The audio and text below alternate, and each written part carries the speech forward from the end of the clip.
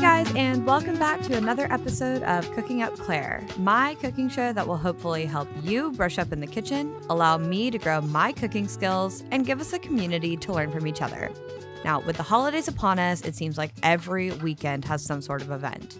Whether it's an office party, a cookie exchange, even like a full-blown New Year's Eve shindig, you are most likely hosting or attending a few events this month. And for all those events, you likely aren't wanting to show up empty-handed. So, what is the solution? Well, that's easy. A crowd pleaser, the cheese board.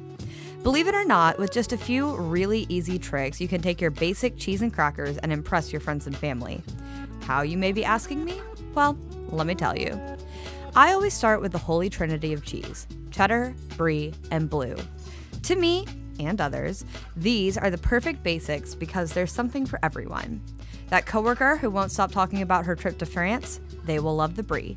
That bougie aunt that you can never impress, she is definitely into the blue. And that friend that only wants to eat at chain restaurants, you guessed it, she's into cheddar. If you're looking to try something a little more exotic, I always recommend just sticking to a harder savory cheese like cheddar, a softer creamy cheese like brie, and something a little funky like blue.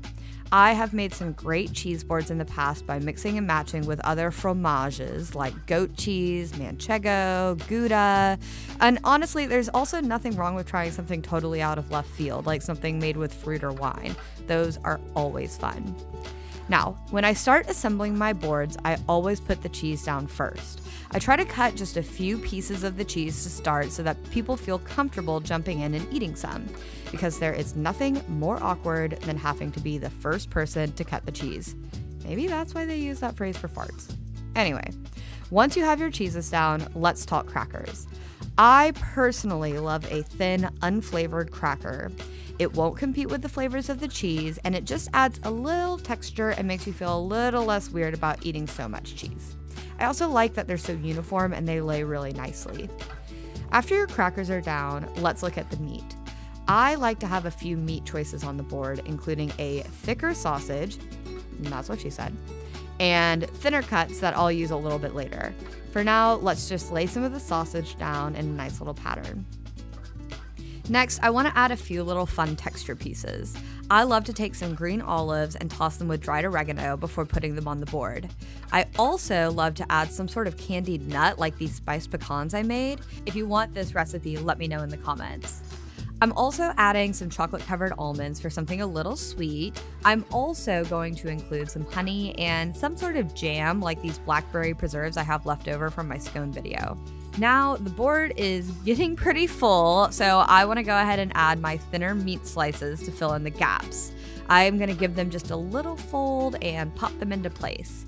And then the last thing I'm going to add before serving are just some herbs to the edges. For this, I'm using some thyme and some sage, and I just think these add a fun little edge to the board, and I don't know, they look really pretty. And that's it. That's your cheese board. Trust me, you are definitely going to be invited back to any party you show up with this bad boy. If you decide to try any of these tips, definitely let me know by tagging me on Facebook or Instagram at Cooking Up Claire and leave a comment in the box below. Also, be sure to hit subscribe and the notification bell so you can see all of my upcoming videos. And with that, I will see you next time on Cooking Up Claire.